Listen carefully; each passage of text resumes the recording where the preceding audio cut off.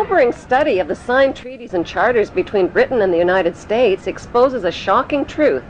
The United States has always been, and still is, a British Crown colony.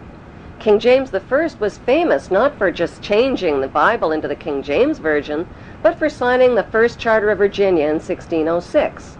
That charter granted America's British forefathers a license to settle and colonize America.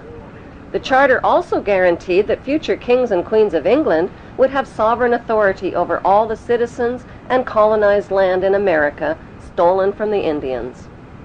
After America declared its independence from Great Britain, the Treaty of 1783 was signed. That treaty specifically identifies the King of England as the Prince of the United States and contradicts the belief that America won the War of Independence.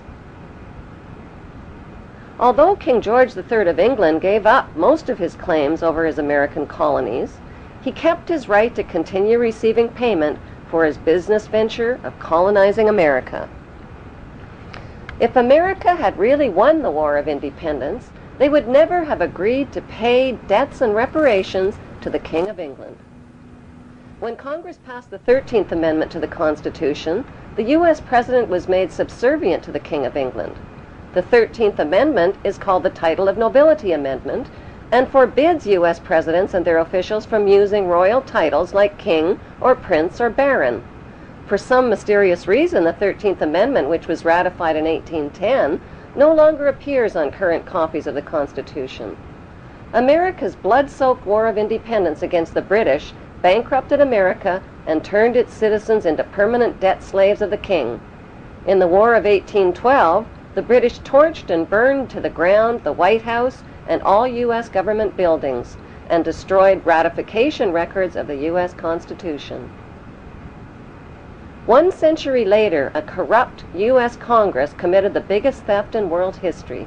They passed Paul Warburg's Federal Reserve Act in 1913, handing over America's gold and silver reserves and total control of America's economy to the Rothschild banksters.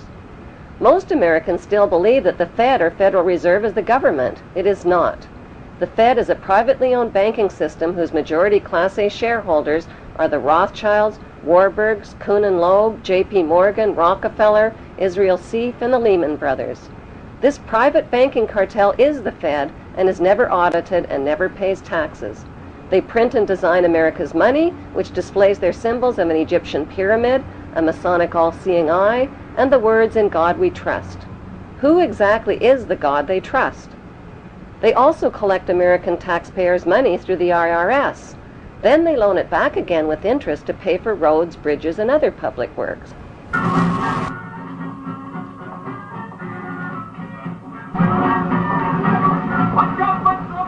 American presidents are handpicked and financed by these special interest power groups. Like George W. Bush, John Forbes Kerry, whose initials are JFK, is a member of Yale University's Skull and Bones Brotherhood. The Forbes part of John Kerry's name identifies his descendancy from Captain Robert Bennett Forbes, who was a drug runner for the Rothschilds' opium drug trade with China in the 1800s. Most U.S. citizens believe that the United States is a country and that the President is the most powerful man on earth. The United States is not a country. It is a corporation, and the President is President of the Corporation of the United States. He and his elected officials work for the corporation, not for the American people. Since the United States is a corporation, who owns the corporation of the United States? Like Canada and Australia, whose leaders are prime ministers of the Queen, and whose land is called Crown Land, the United States is just another Crown colony.